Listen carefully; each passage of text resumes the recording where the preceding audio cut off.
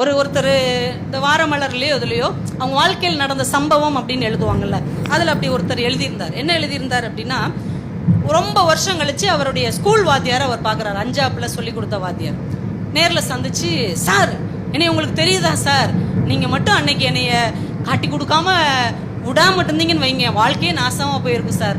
அன்னைக்கு நீங்கள் என்னை விட்டதுனால தான் சார் நான் இன்னைக்கு நல்ல நிலமையில இருக்கிறேன். நான் அன்னைக்கே திருந்திட்டேன். தம்பி நீ சொல்கிற எதுவுமே எனக்கு புரியலப்பா.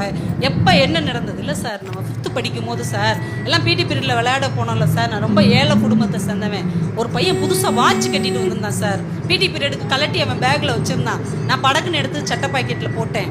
அவன் வாட்சை காணுன்னு சொன்னோடனே நீங்கள் கதவை கூட்டிட்டு எல்லா பசங்களையும் ஒன்று போல் கண்ணை மூடி நிற்க சொன்னீங்க.